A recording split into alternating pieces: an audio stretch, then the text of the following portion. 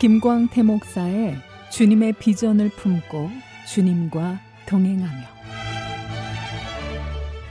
사랑하는 여러분, 오늘 또 함께 주님의 비전을 품고 주님과 동행하는 인생 이야기를 나누게 되어 참 기쁘고 감사합니다. 여러분, 혹시 요즘 마음이 불안하고 초조하고 혼란스럽지는 않습니까? 사실 과학기술의 발전과 지구 환경의 변화로 인해 급변하는 삶의 환경과 미래에 대한 불확실성이 우리 현대인들의 마음을 점점 더 혼란, 불안, 초조하게 만든다고 합니다. 이 문제에 대한 근본적인 해답을 요한복음 14장 27절에서 찾을 수 있습니다. 평안을 너에게 끼치노니 곧 나의 평안을 너에게 주노라. 내가 너에게 주는 것은 세상이 주는 것과 같지 아니하리라. 너희는 마음에 근심하지도 말고 두려워하지도 말라.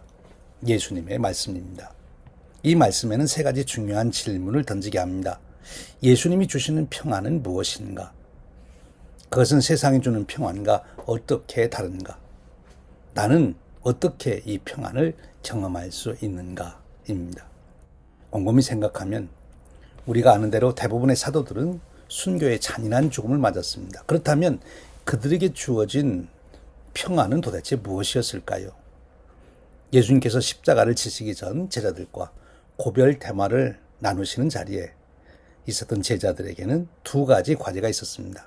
하나는 고별 담화에서 예수님이 제자들에게 분부하신 세 계명, 곧 내가 너희를 사랑한 것 같이 너희도 서로 사랑하라는 말씀입니다. 이것이 어떻게 가능합니까? 또 다른 과제는 이들에게 아직 수면에 떠오르지 않았던 더 임박한 과제입니다. 그것은 두려움을 극복하는 것입니다. 예수님이 십자가에 처형될 때, 그리고 그 후에 제자들에게 닥칠 핍박과 환난을 겪게 될 때 오는 두려움입니다. 어떻게 이 두려움을 이길 수 있을까요? 이러한 과제를 가진 제자들에게 예수님은 해답을 주십니다. 내가 너희를 떠나 아버지께로 간다고 말씀하시며 제자들에게 놀라운 약속을 해주십니다. 곧 보혜사를 보내주실 것을 약속하십니다. 보혜사 곧 성령은 예수님의 사역을 계속 수행하는 인격적 대리자입니다. 보혜사 성령님은 예수님 자신과는 구별되지만 동일한 기능을 수행하시는 분이십니다. 그러면 성령님은 어떻게 제자들이 예수님이 자신들을 사랑하는 것처럼 서로 사랑하게 되고 또한 그들이 핍받고 환난을 당하면서도 평안을 누리게 해주십니까? 성령님이 오셔서 하시는 구체적인 일이 무엇입니까? 그것은 바로 말씀 사역입니다. 즉 제자들이 환난 중에 있더라도 예수님의 말씀을 가르쳐주고 생각나게 하는 것입니다. 제자들에게 말씀을 풍성하게 함으로써 제자들이 서로 사랑하는 공동체가 되게 하고 극심한 핍박 중에서도 평안을 누리게 해주십니다. 보혜사 성령님은 단순한 위로자가 아니라 진리의 전달자요 기억의 보존자이십니다. 신약 성경이 공동체 안에서 형성되고 보존되게 하신 분도 성령님이십니다.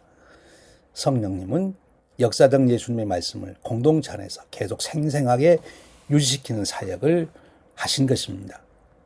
가르친다는 말씀은 지식의 전달자가 아니라 하나님의 계시를 공동체 안에서 실현하는 교사라는 뜻입니다. 지식의 전달이 아니라 계시의 심화와 지속적인 이해의 역사를 의미합니다. 우리가 때때로 신앙생활을 하면서 말씀을 이해하지 못하고 혼란 속에 빠질 때가 있습니다. 그럴 때 성령님은 우리의 마음을 열어주시고 말씀의 깊은 뜻을 깨닫게 해주십니다. 또한 생각나게 하신다는 표현은 단순한 해석을 넘어 말씀을 상황에 맞게 새롭게 조명하고 적용하게 하는 능동적 사역을 의미합니다.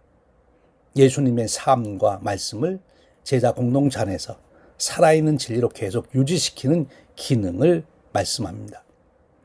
제자들이 예수님 말씀을 영적으로 깨닫고 해석하며 삶에 적용하게 하는 사역을 뜻합니다. 성령님께서는 우리가 그 말씀이 꼭 필요로 할 때, 그 말씀을 따라야 할 때, 어떤 일을 결정할 때 그 말씀을 마음속에서 생각나게 하시는 분이십니다. 성령님의 이러한 말씀 사역을 위해 제자들인 우리들이 해야 할 일이 있습니다. 그것은 성령님은 말씀을 가지고 사역을 하시기 때문에 우리들이 우선 예수님에 대한 이야기를 듣고 성경 말씀을 읽어야 합니다. 듣고 읽는 것이 본질은 아니지만 그것이 있어야, 말씀이 있어야 성령님께서 역사하실 수 있습니다.